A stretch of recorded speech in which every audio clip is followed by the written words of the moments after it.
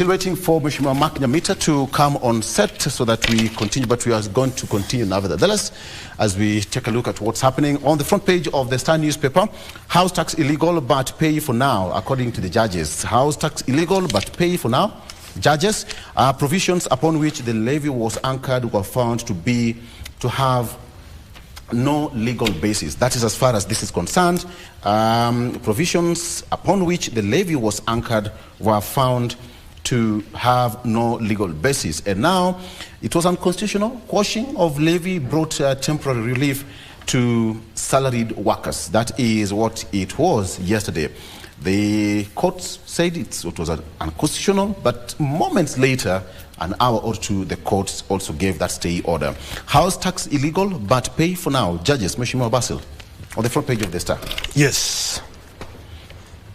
What do you make of this? About the levy? Right, the front page of the Star newspaper. House tax illegal, but pay for now. Yes, you see, ideally, what I said, and that was my opening remarks. Yesterday, Kenyans got some sigh of relief when the court ruled that the housing levy has been unconstitutional. However, we expected them to order, or to make an order to the government to reimburse Kenyans the money they have been collecting illegally for the last couple of months. Additionally, they put it on stay, which was a bit not settling very well to Kenyans, because in principle, if it's unconstitutional, then you need to suspend immediately and make an order for the money to be reimbursed. But if you stay, it stays put all the way to January 2024, then you are sending mixed signals that maybe could be a game whereby the Court of Appeal is likely to rule against that ruling yesterday. So we are yet to see. We'll only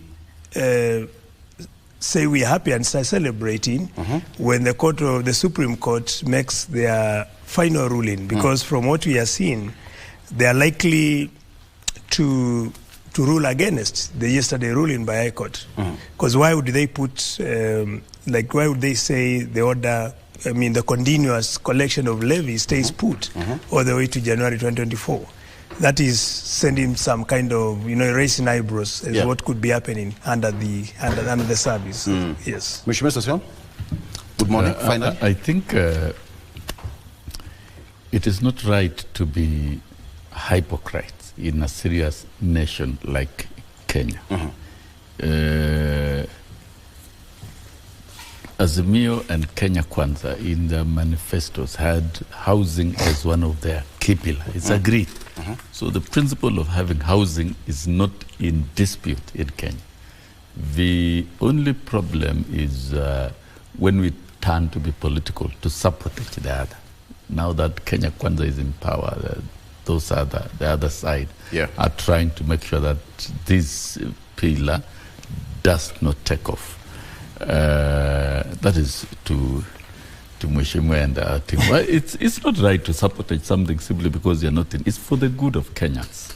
And housing is a master plan that has already taken off. And that explains why the judges were cautious and in their own wisdom gave a stay that lasts 45 days. From my understanding of the reading of the judgment, the Finance Bill Act judgment, the unconstitutionality was on discrimination. That why are you, it looks like you're only levying public workers, why are you not levying the others? That is the only unconstitutionality. No, but you see... no, it's my turn. Okay, finish. You'll have your turn. Finish. And those are matters to be corrected in legislation. And you are in the National Assembly, I'm sure, if such legislation will be required, it will come to Parliament. It will cure. That will be cured through a process of legislation so that the levies can be executed within the full satisfaction of the Constitution and the laws. And of course, already the housing project has taken off. It's in many parts of the country. And once the completion is realized, or the project is fully realized, we will see the value. And it's all agreed that Kenya Kwanza, Azimio, you see, let us not hide away from Kenyans and lie to Kenyans. Housing is a master plan that this country needs. It must be implemented now. It is being implemented. And the court is simply saying, can you make sure that what you are doing fully satisfies the Constitution, which is okay. And as Kenya Kwanza, we shall comply. And what the court wants to be done shall be done, and it will be done, so that it fulfills the requirements of the law and the Constitution. That will be done, no doubt. Okay, right. I wanted to correct my brother here. Go ahead. When he tries to compare and say that Azimio wanted affordable housing. The model of affordable housing that Azimio envisaged to have is not the model implemented by Kenya Kwanza. First, you can't force Kenyans to pay houses they don't need. And for sure, if you want affordable housing, we said very clearly, remove taxation on all consumables for construction, starting from timber, iron sheets, steel, and all other ingredients needed for construction. And the Kenyans will construct houses the way they want. But forcing people to have houses or for a levy, which they, for you to be able to construct housing for them, which they have not agreed to, is unconstitutional. Number two, the program of affordable housing is creating a temporary demand for dollar and is one of the key drivers of weakening Kenya shillings. I want to explain and shed some light to Honorable Socio on how this is happening. Most of the materials we are using for construction are imported materials. And when you are importing materials, and this is a government priority, what does that mean? It means the demand for dollar has gone up. And when you have more demand, you stimulate demand for dollar. What happens to your shilling? Your Kenya shillings weakens. Now the Kenya shillings is exchanging at 152. I think even now could be 154. I've not checked the current forex. And if you look at before the program started, the Kenya shillings was performing fairly well at the exchange of 115, 117. Immediately this program set in, the Kenya shillings has gotten a nosedive. And that is why we are telling my brother here, we are happy the courts are able to see some of these things. When you have increased weakening of your shilling, the cost of living continues to get higher. Those who are importing, I'm talking of hustlers who are dealing with, for example, those who are buying mitumbas and selling mitumbas, others who are buying these basic commodity clothes, makeups, etc. Most of them are imported. With weakening shilling, you find it's almost impossible for them to buy the stock they had. You find before you start the close of business, you have this capital. When you go to the market again, you need to use more shillings to buy dollars to import the same materials. So you get less stock. And that explains why many shops are closing down in Nairobi. So there's so much negative ripple effect from these housing levy and other kind of levies or taxes. That's why I introduced within the Finance Act of 2023. Very well. Let's go through the front page of the Daily Nation. We are going to get that discussion shortly. On the front page of the Daily Nation, that's what it is, blocked. Just one word, blocked. In reference to the court ruling yesterday, it says that the courts have this week dealt President William Ruto heavy blows by pending three key pillars of his Kenya Kwanza administration. One is housing, health and privatization. Judges yesterday declared the housing levy unconstitutional but gave the state until January 10th to appeal the decision. On Monday, the High Court suspended 3 new health laws as well as the planned sale of the Mombasa and Lamu ports.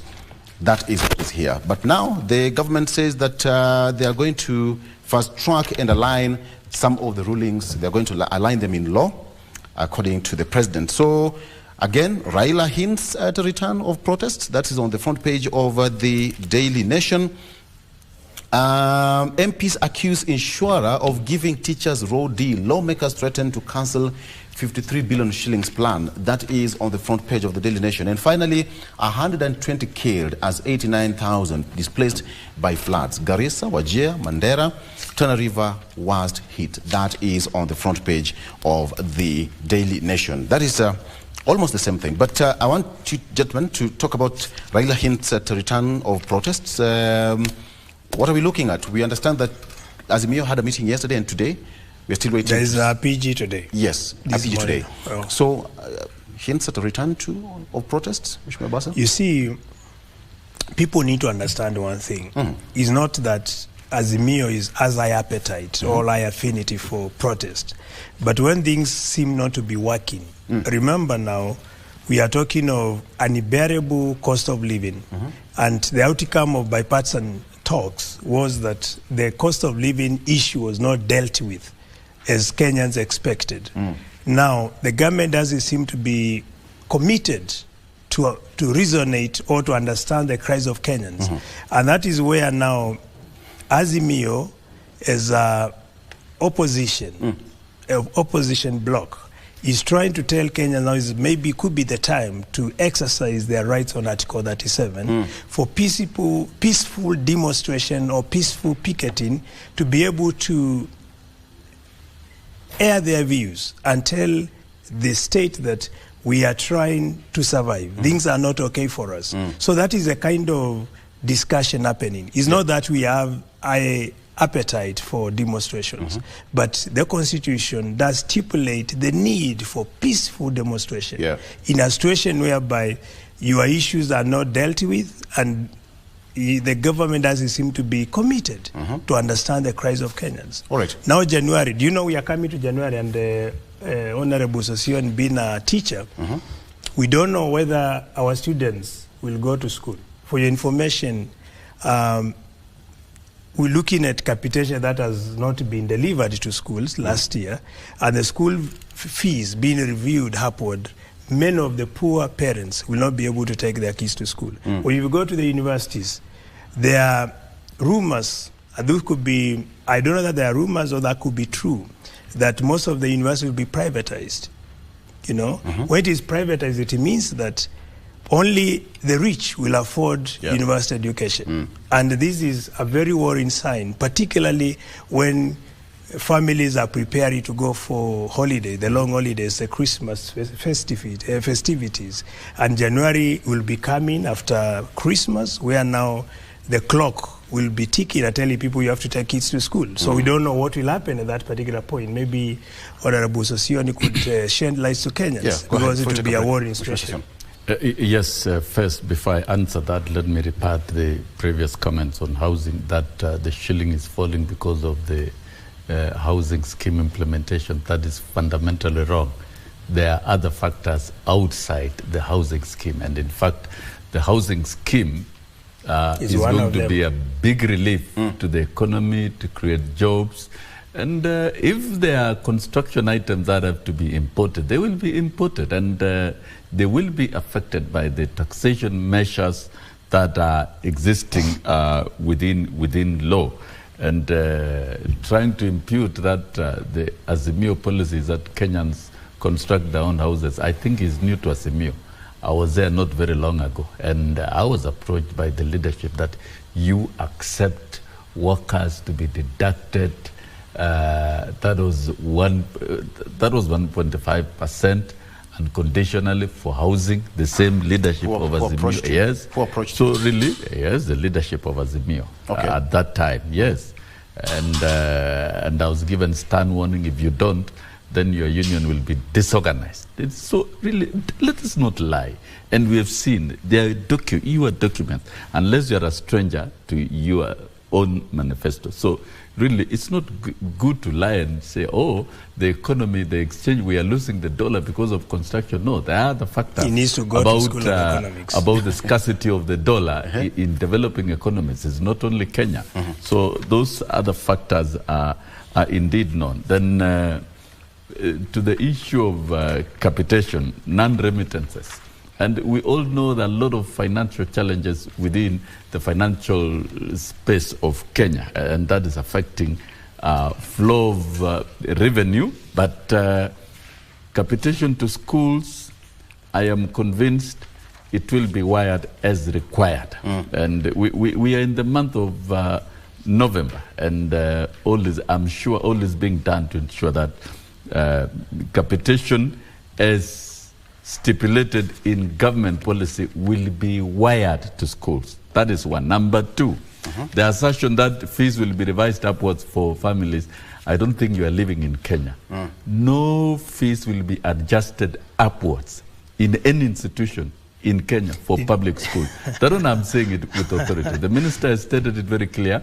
I'm well seized of that position, and it is not going to happen. Anybody trying to raise fees upwards will be creating barriers for parents and for children from accessing education.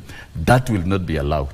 The assertion that universities will be privatized, it will not happen in Kenya. I'm not aware that universities are actually listed. I'm sure this issue of universities, privatization, and of course, it was only stated by Moses Kuria. And I remember we canvassed this matter, and I stated very clearly, look at the manifesto of Kenya Kwanza and the education charter of Kenya Kwanza, which the president signed. It does not contain privatization of universities. It's actually about enhancing funding to universities. And that's why there's a new funding model, which of course is working quite well, is targeted. It's going to ensure that poor households, children from poor households don't pay any cent at all, and it is happening. And so this idea of at the universities being privatized are your own. I think you see, it is only strangers who are not in Kenya who can talk about it. No university will be, no public university will be privatized. And then, educate Mwalimu a bit. No, I don't need to be educated. I'm a teacher. I'll teach you instead. No. I'll teach you myself. I will teach you myself. I want to educate you. I'll teach you and give you an example. Let's take a break. I need to serve you till literally. Okay. We're coming back. Okay.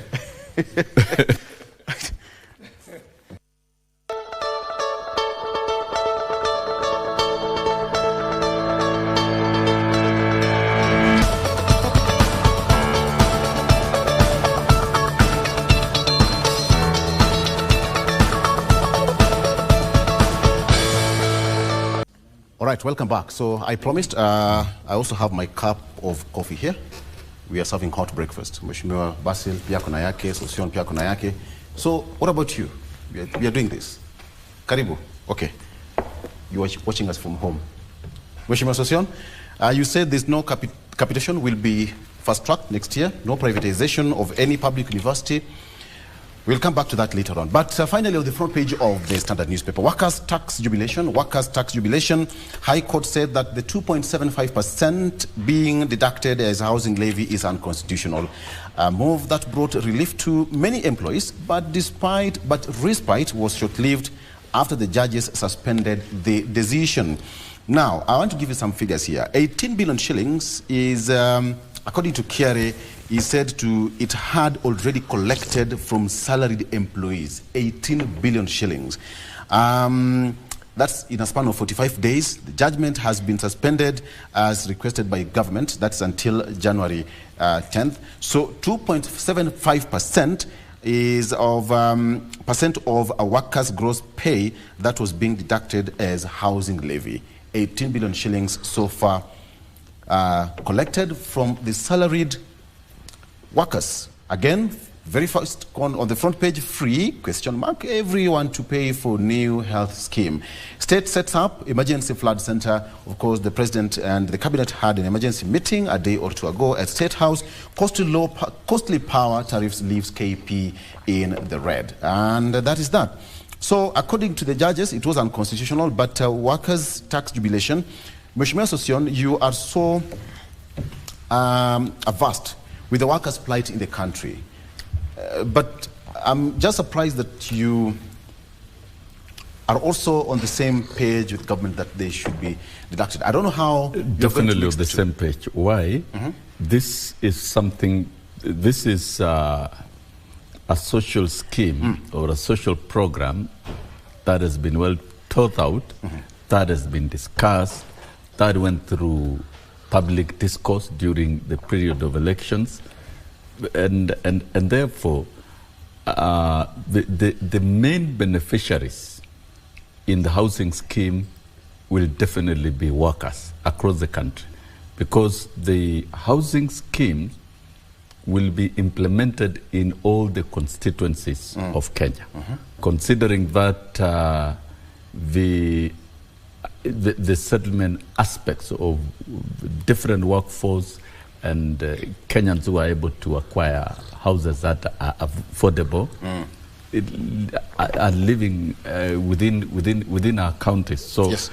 This is a master plan that is meant to strengthen settlement, develop a new model of settlement, give relief to young Kenyans who are getting employed, instead of looking for their own resources and burdening themselves with loans. They will have a soft program of acquiring a house that they can pay slowly for a long period of time. So it's a model that has worked in many countries. I visited Bahamas in the year 2015, and every teacher in Bahamas, upon recruitment to teaching service, is given a house that you pay slowly for a lifetime. So affordability of such houses will be afforded by any worker entering employment. But is it the future of work? Is it optional? So the future of work. Is it optional in Bahamas? Of course, it is not optional. It's taken because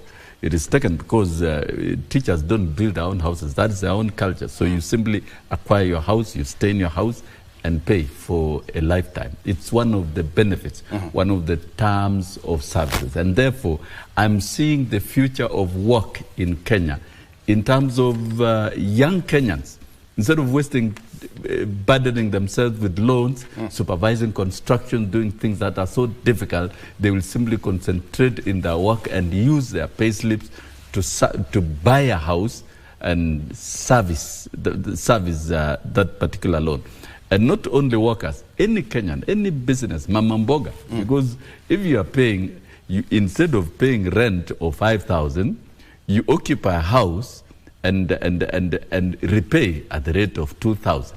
So simply own and pay. So all rents, anybody living in rental houses, instead of living in rental houses, you move into these particular houses and you repay for a long period of time. So the conversation around how it works is so convincing and so compelling to workers. And to me, this discussion was discussed with the leadership of various labor unions, and it is agreed, it is not disputed. I am not sure, Victor, whether you've seen the unions right across fighting it so seriously. Nobody's fighting it because it's a noble idea. And I said it in one of the screens, one of the media houses, at one time, William Ruto may win a global prize award because of this housing thing. In 10 years, once it takes shape, it is going to change the format of settlement in Kenya and is going to leave more land. Instead of subdivision of farms and building houses and creating slums in a rural Kenya, we'll have more organized models of houses, and our agricultural land will remain for mechanized and serious production of food. And this is going to remodel settlement completely in Kenya. It's going to be a revolutionary thing. So let me ask you, Mheshimiwa. From where I am and from the labor's perspective, yes, labor unions' perspective and workers, we think it is the right thing to do. Mheshimiwa Basil, as you do this, I'll also give you this quote, Mheshimiwa Sosion. You can also respond to this. Listen to what Kupet Sekjen, that's Akilo Misori, said yesterday. He said that today's ruling has vindicated workers' organizations which stood in unison against the housing levy. The court has met the genuine aspirations of Kenyans. And finally, what Justice Majanja said, in the absence of rational explanation, we can only conclude that the respondent went for the easy part of taxing employees in formal employment. Mheshimiwa Sosion, you'll also respond to that later on. Basif. First, I wanted to tell my honorable brother here, Sosione, that comparing Bahamas and Kenya is comparing beans and maize. These are immiscible or they are not the same. If you look at the per capita income of Bahamas, it is $31.50. If you look at the per capita, that is $31.10. That is $31,010 per capita in Bahamas. If you look at per capita income in Kenya, it is standing at $5,130, US dollars. If you compare the two, per capita in Bahamas is like 6 times the per capita income in Kenya.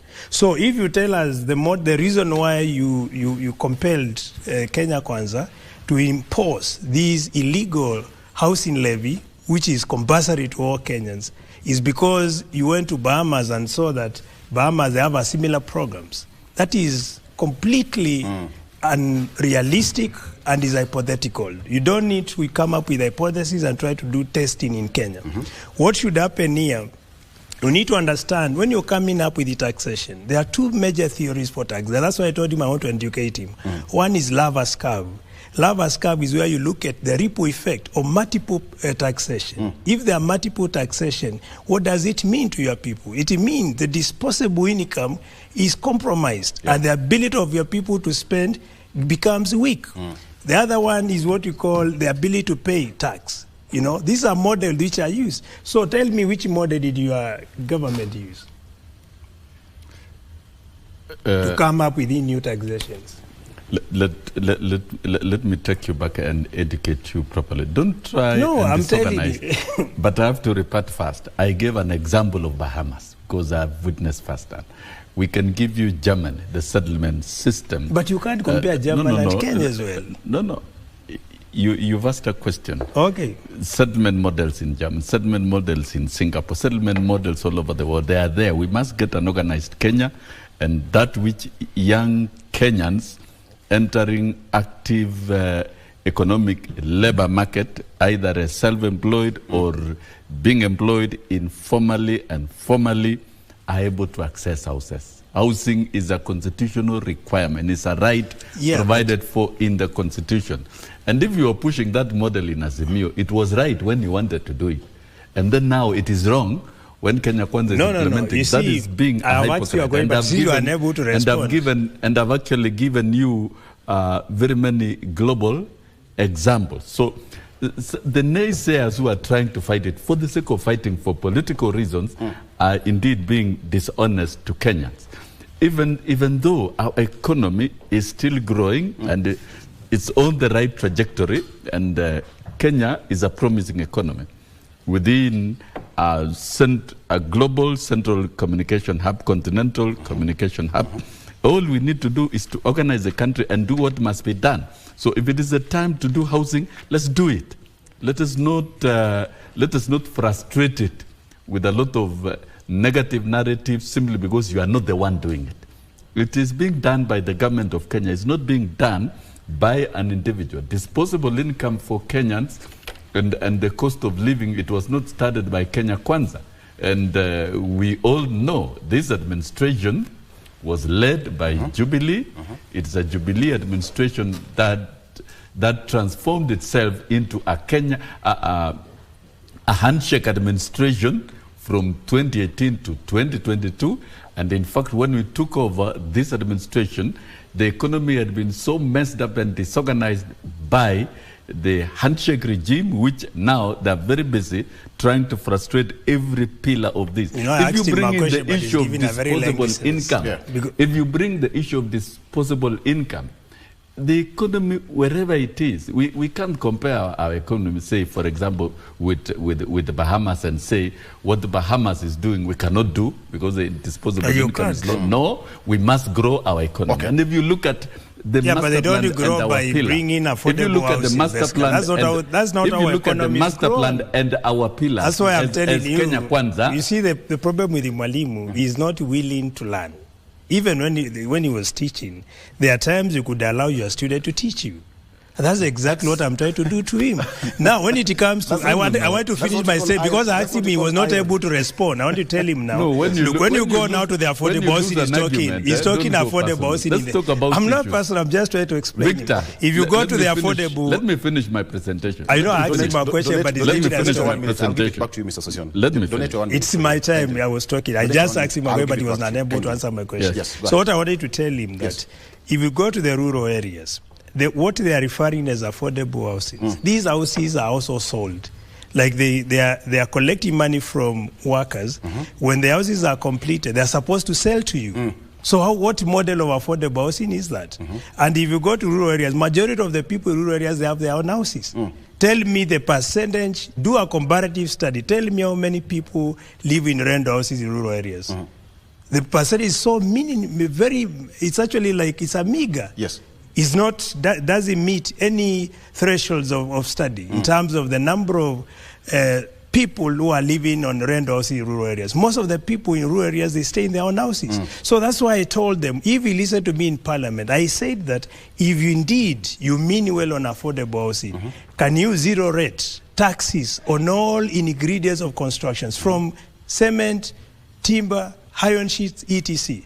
And everyone in rural areas and across the country, they will build houses based on what they want, the model they want, at a very reasonable cost, simply because the cost of construction will have gone down. But if you don't do that, you come up with the levies, and these levies are compulsory, and people in rural areas are staying in their own homes, then it becomes ironical. And then when you complete the houses, you are selling to people. You are looking for people in rural areas to sell their houses to. What model is that? And that's why I'm telling him he needs to wake up to reality. Let's not just talk for the sake of defending the government. We are all Kenyans. And if our model doesn't work, we tell the government this model doesn't work. If it was done in urban areas only, that could make a little bit of sense. But again, you don't force your people to pay houses. And do you know for information, something he doesn't know? I'll give him an example. Do you know our security officers, for example, they are being taxed twice for those levies? Are you aware of that? I'm not aware. My security, my guard, I mean my bodyguard, is taxed on his salary and also in the allowance. The same affordable levy, taxed twice on someone's salary at the same time on the allowance. So tell me, is he going to have two houses? Is he going to have two houses? Let me now. So that's why I'm telling my Honorable Sossion, as much as easier to defend the agenda of the government, we are Kenyans. If the country is performing, everyone will be happy. If it's not performing, it affects all of us. And that is why the same way I say there is no supermarket for Azimio, there is no supermarket for Kenya Kwanza. If you go to the filling stations, they tell you, Madam or Sir, your car fuel is this amount of money. It depends on your pocket. If we go to supermarket with him, there is no supermarket saying this is for people who are dialing to government. We are all going to be charged the same prices. It depends on whether you have the ability to pay. And that is why I asked Mr. Sossion, but I would kindly just answer this. When Justice Majanja said that it was it was a rational approach on the side of the respondent to have that easy way of taxing people. Let me just quote Justice Majanja. In the absence of rational explanation, we can only conclude that the respondent went for easy part of taxing employees in formal employment. How do you respond to this, as well as what Akilo Misori said, that they are supporting the court in as far as this ruling is concerned? Kindly. Yes, I will answer you straight.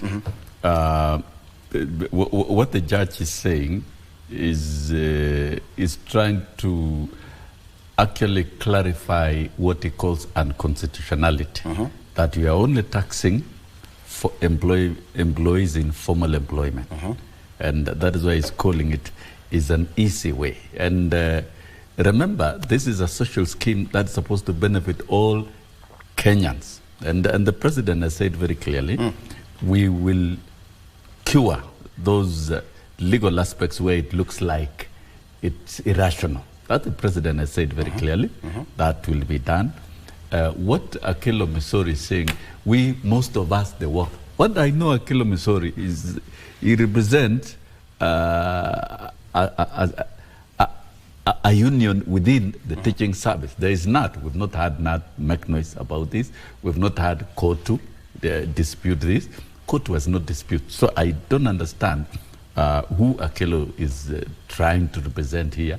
Maybe he was having some temporary celebration, thinking that was the end of this. It is not the end, and that does not represent the position of workers. And having come from the space of workers and still operate within that particular space morally, there are certain things that really we need to put straight. When Mheshimiwa talks of workers being taxed twice, I think it's being ignorant. There is a taxation of gross salary.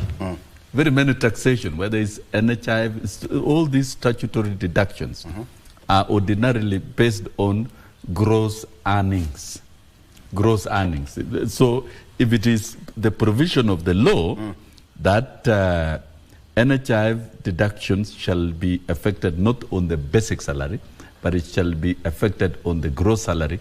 So that is what it is in the law. And I would expect him then to move an amendment in Parliament that this deduction be affected only on basic salary, and if he's able to convince his colleagues in Parliament, that amendment will be done. So I think we cannot argue simplistically on matters that are expressly provided by law that deduct this particular deduction on the basis of gross salaries. And that is a legislation that was made in Parliament. Now, the other bit,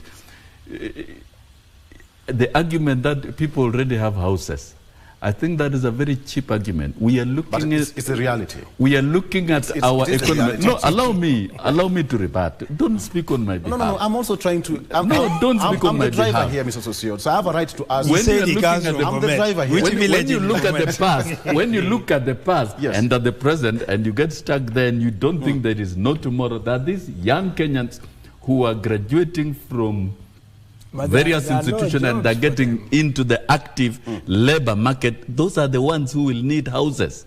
And you cannot get a young, struggling employee who's doing casual jobs to mobilize and construct a decent home in the rural village. In fact, probably it's only the MP and a few others who can construct decent houses. There are only very few Kenyans who are capable of doing that. Looking at the future of the economy, and when you look at our master plan, we are migrating from investing resources of this country only in the capital sector of the economy. We must direct our resources to the production sector to enhance manufacturing, enhance value addition, and produce goods for export so that then you stabilize the shilling. That is how you stabilize the shilling. You don't run away and continue consuming and putting subsidies even in capital investment, which is a wrong as in your matrix economics. That one, it doesn't work. So once we trigger the production sector of the economy, the young Kenyans who are graduating, the future citizens of this country, the future of, I will come to that because I'll get down to the 5 pillars. They will need houses. And to get these houses, it is called affordable in this model. It is called affordable. These houses are completed and you buy and pay slowly over a long period of time. And there are regulations and procedures of how to acquire a house. So it will operate within the free market. And so it will be an option. Those who choose to buy will buy. And that is actually the model. That's how it works. And I think Mheshimiwa is here, is trying to look like he's ignorant in how this model works. It will be bought. It will not be handed for free.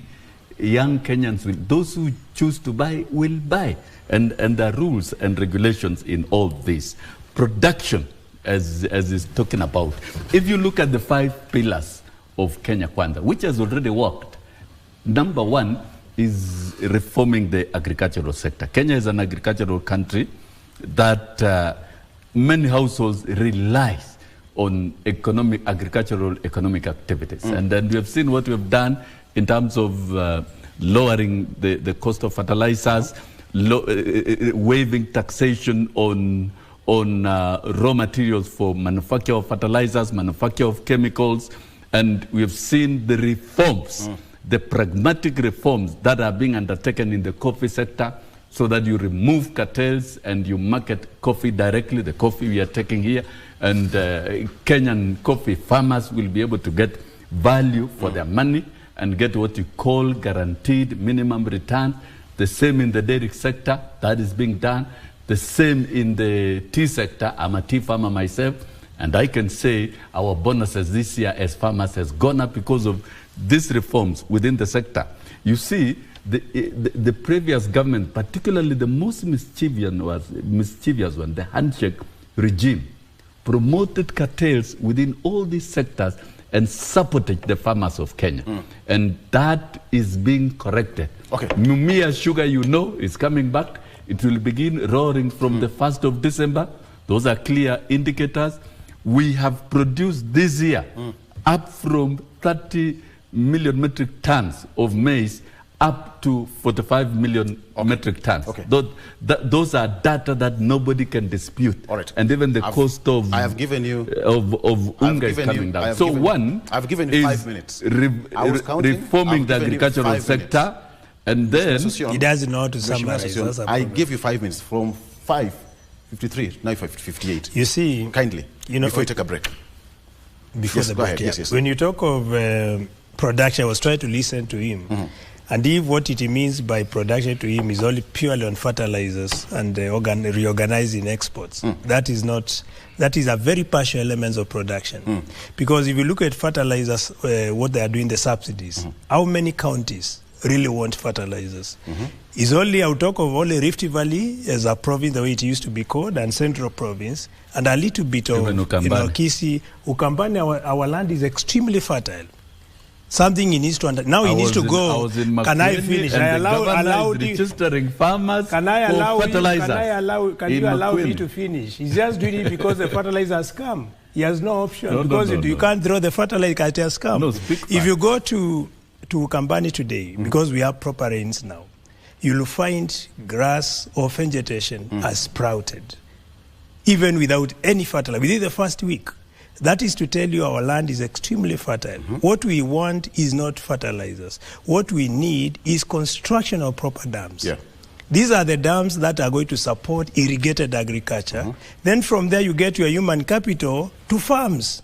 And you link your people with the millers. That is what we call production. But what he's talking about is not production. Basically what he's doing is just to talk just for the sake of talk. That's what I'm telling you, you don't need to talk for 10 minutes. 2 minutes are enough to summarize your points. So when it comes to actual production, we should expect Kenya to be serious. And one of it is construction of dams, particularly in nasal areas. If you go to Ethiopia, a country that is landlocked, a country that is struggling with ethnic conflicts, is even doing better than us. Their projection in the near future, its economy will be almost 3 times bigger than Kenya. They were able to get water from River Nile to the dam they constructed. In Kenya now, look at the heavy downpour. All that water is draining all the way to the Indian Ocean. Instead of putting in resources to construct the dams and harvest this water for use during the dry spell. Soon we'll be talking of famine and asking Kenyans to contribute towards famine. Let's take a break. These are unsandy realities. Let's take a break. And it's unfortunate if my brother and others, they are not seeing these realities. All right, let's take a break. But we come back. I really want us to talk about the issue of how it's going to create jobs. When you look at, the president says he's going to create 200, 300, 500,000 jobs. But how is it going to be anchored in law? Creation of jobs. And how are you going to streamline between the formal and informal settlement so that everybody is at par as far as this ruling is concerned? I want us to take a look at that so that come 10th of May, when the stay order will be taken either way, there will be no loopholes in the court. So let's take a break. We'll be right back with Mheshimiwa Basil and Sosion.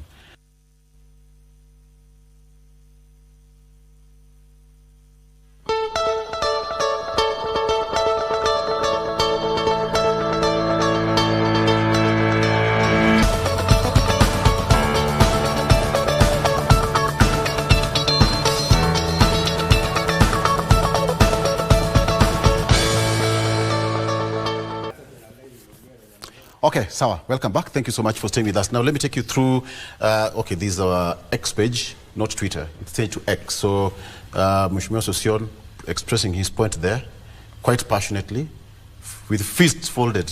This is a serious point, if you can see. Mheshimiwa Sosion, that is you, captured. Yes. it was a serious point. I don't know what Basil was, like. I was listening. He was defeated. Very defeated. I was listening. Okay. That's how we do it here. Thank you so much. There's another story here that sorry for that. This is another bit of, it says that, where is that? Very quickly. There we go. That missing Governor Sakaja's aide found alive. We'll have to take a look at that. Missing Governor Sakaja's aide found alive. Perhaps this is a developing story. We need to find out what happened, his whereabouts, and really where he's been found. But now this is what we are able to authoritatively report on our X page, that Governor Sakaja's aide has been found alive. Very quickly, gentlemen, I want us, before we wrap up, come back home. On the front page of France 24, this deadline looms as diplomats work to extend truce and secure more releases. This is between Hamas and Israel. Is still happening there. And remember, a lot of people, as kids included, as young as 4 years old, have been, Hamas and Israel released more hostages and prisoners under terms of fragile ceasefire that held for a fifth day Tuesday, as international mediators in Qatar worked to extend the truce. The United States also urged Israel to better protect Palestinian civilians in Gaza if it follows through its promise to resume the war. That is what's on the front page of France 24, and I think it's now a point of jubilation as more hostages are freed. Very quickly, on the front page of the BBC, what does it have here? Is also the same thing. 12, very quickly, yes. 12 more Gaza hostages and 30 more Palestinian prisoners released under truce. So I think this moved towards the right direction. Israel says that 12 more freed hostages, 10 of its own citizens and 2 Thai nationals have left Gaza and are now in Israel territory. This is what is being recorded here. But now the point is that prison officials in Israel also say that they have released another 30 Palestinians, joining 150 others, mostly women and teenage boys who've been freed since Friday. So I think within a record time, I think, gentlemen, we are going to see some sense of sanity coming back. Mr. Basil, you said that you are well versed with this terrain, Gaza, Israel, and all that. You see some sense of sanity coming back. Well, the damage has already been done, because you can imagine the level of destruction that has taken place. So many people have been displaced. We are talking of millions of people that have been displaced, and all infrastructure have completely collapsed. So there's a lot of humanitarian work to be done there. So this is what's happening. I would imagine, Mr. Sossion, going back to school, I can imagine what really happens in these nations. I mean, for them to come back to their feet, it's going to take some time. I mean, and economically. So those conflicts have been very, very perpetual, and until and unless there are frameworks of Israelis and Palestinians living together on the same land and in peace, then we don't see an end to that, because those involved are external forces. The Israeli government relies on their global allies, the Hamas and Hezbollah and the rest. It also relies on their global allies, and their global allies are strong, and they will continue supporting their pursuits.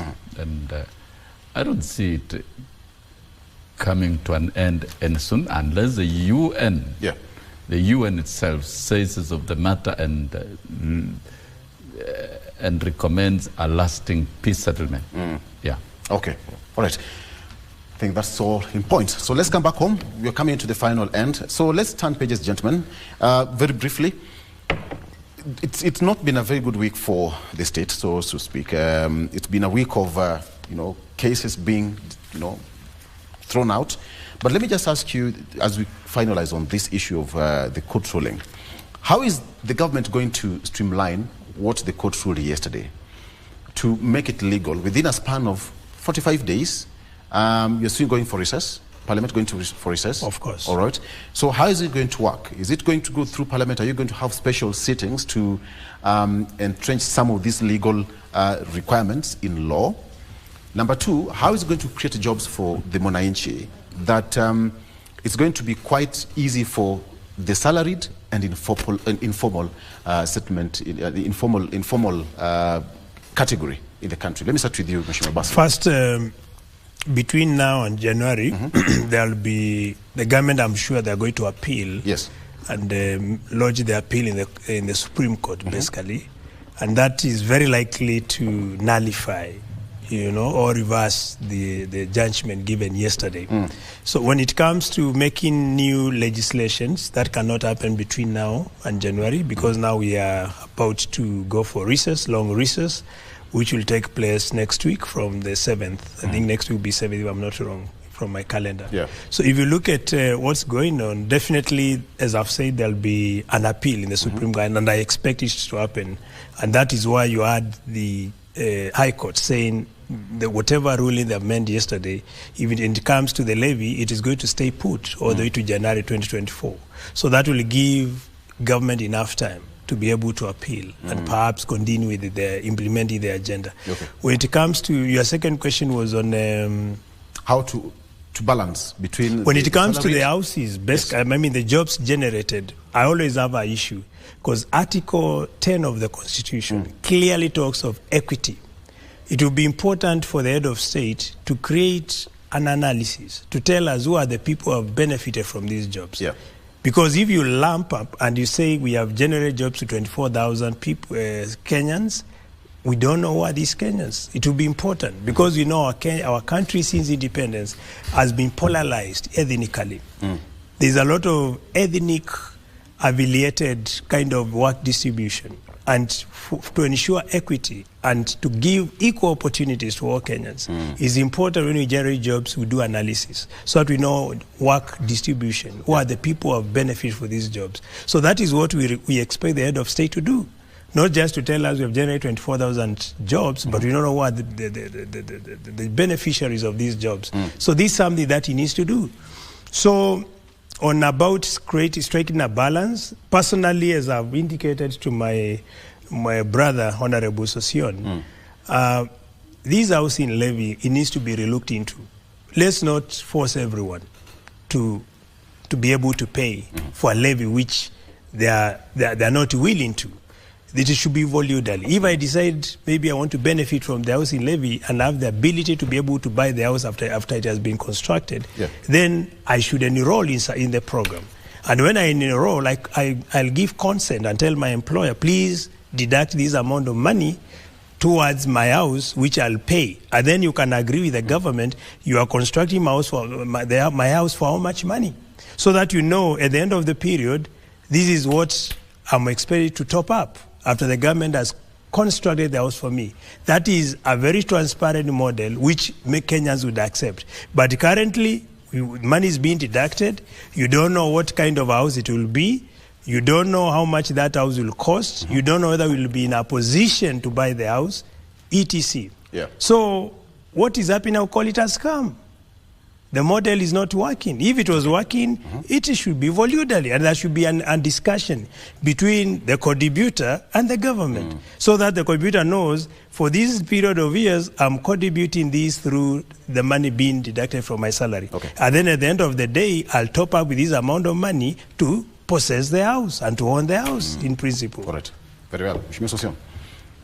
I think we've got to get things right. After the reprieve yesterday, you see the lawyers for government asked for 45 days. And those 45 days is not necessarily to go and appeal. It is simplistic to think that now, with this judgment, the government will appeal. Not necessarily, and I cannot speak for government what they will do. The president has stated very clearly that we shall respect the judgment, the concerns that have been raised by the court will be addressed. If it is a matter of making legal clarity, that will be done. So I don't think we can say anything further than that. But coming down to creation of jobs and even getting back to triggering production, I gave an example of agriculture. And It is moving even to the next, every county, and they've passed the appropriation, the budget in Parliament. Every county is establishing industrial parks, and those industrial parks will focus on manufacturing, value addition, and aggregation of agricultural goods for export and for marketing, so that farmers can get value for that. That is one way of triggering production. But when we get down to housing, and we have housing activities, and he has asked, how sure are we that it is going to be fair? The units of implementation of housing will be constituencies, including Yatta constituency. The houses will be put up in Yatta, because in your constituency, there are young Kenyans who will want houses. And those houses, they will be able to buy. How is it creating jobs? We have masons in Yatta constituency, very many of them. If there are no construction, they're out of business. We have electricians, very many of them. We have plumbers, we have carpenters, and so many, and so forth and so forth. We have Chwakali artisans, the welders who are welding door frames and the rest. That is employment, and it's earning a living. So expanding the scope of these activities to create jobs for these Kenyans is a noble thing to do. And within the value chain of movements of goods and purchases, notwithstanding even the taxation, if you must import steel and pay taxes, we shall import steel and utilize it. What we don't have, the raw materials that we don't have, we shall import. But in terms of creation of jobs, it's a reality.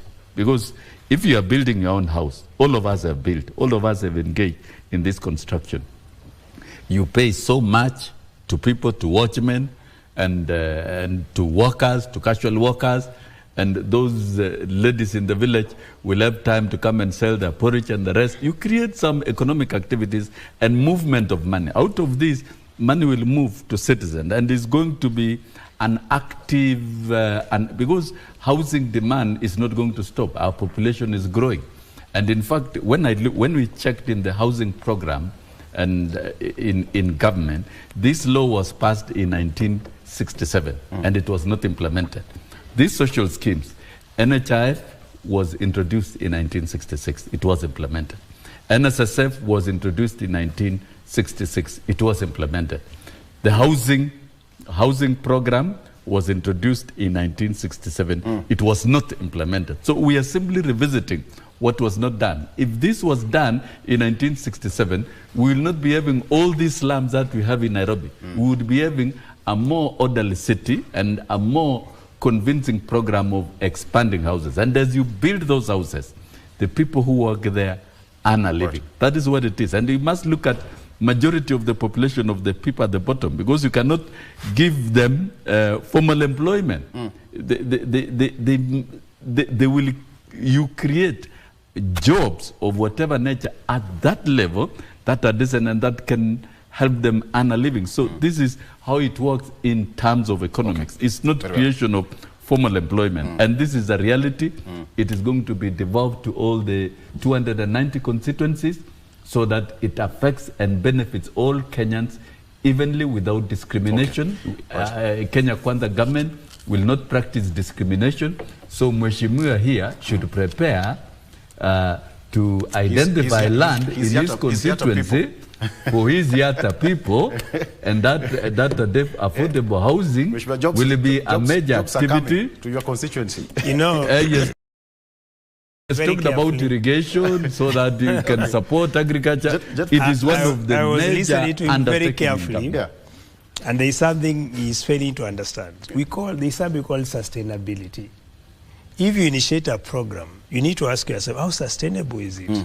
Because what I stated, if the government was really serious about generating employment for its citizens across the country, because the standard measure of development is at constituency level.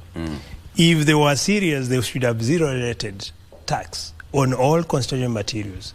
And that would have revived construction, And that would have given sustainability without outcry like what's happening today. If there are issues about if you talk of the money now, like now, they have got an inch. If there are issues about taxation and tax, they have got an inch in court. You know, when he's talking, he talks endless. Okay. When I'm talking, I take my time and I also give him time to talk. Well, let me sip my tea. And next time we need to be balanced. Let me keep quiet. Let me keep quiet. Can you now talk? I wanted to flip, gentlemen. I'm told that we have 7 minutes to wrap it up. But something that's quite pertinent. Mr. Sosion, you are very much aware of this, and all of us. The issue of education.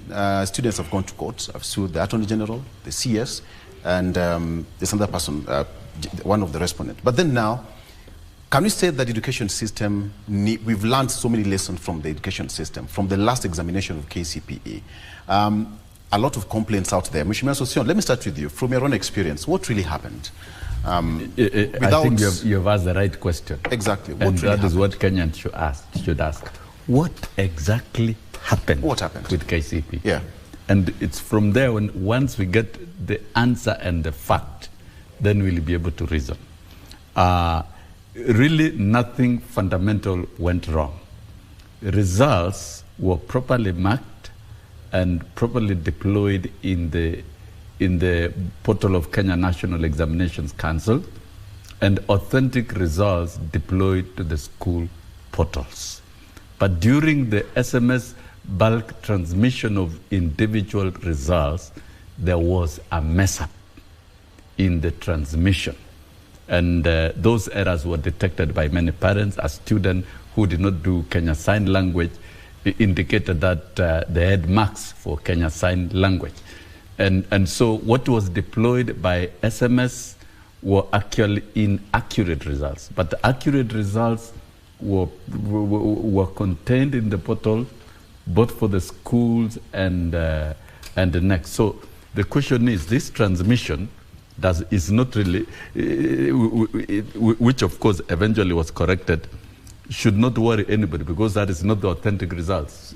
Students who went to schools and got their result slips from the school portals got genuine results, and this was corrected. The only error which Kenya National Examination Council acknowledged was for 133 students during the integration of composition and INSHA marks with the multiple choice question. That were only 133, which they acknowledged and corrected. Otherwise, all other results are accurate, authentic, and parents can access at their portal. The only trouble that happened after is the bulk SMS transmission, media spinning, and out of this misinformation, there is heightened confusion that now some, particularly private schools, who actually are established their business motive in nature and using children to do business. And if you look at what is happening in private schools, they are convincing parents that will give you very good marks so that your children can end up in national schools. But the marks they got is not really what they expected. That is why they've ended up in court, like Tenkela International School. They are simply contesting. You don't need to go to court to vary results at the Kenya National Examinations Council. Because the court will still rely on facts at the Kenya National Examination Council. Whether it is remarking, if you remark, you still arrive at the same point. Hold on. So I can say in short, there is no cause for alarm. The original, authentic results are contained in the photo. Yes, absolutely. Okay. Absolutely. From the information I have. Sosioni is proving to be a smart liar. I'm not a smart liar. There's a time, there's a situation where you admit a reality. There's a situation where you admit and say things are not okay. You can walk as because my brother here, all the time, you know, there's defense where you defend. I allowed you to talk. There are times when you defend and others when you admit. We have only 3 minutes. Now he's always lying. I've been listening. That's why I'm carefully looking at his eyes, whether he's really serious. How do you explain a school, one school, all students get the same marks?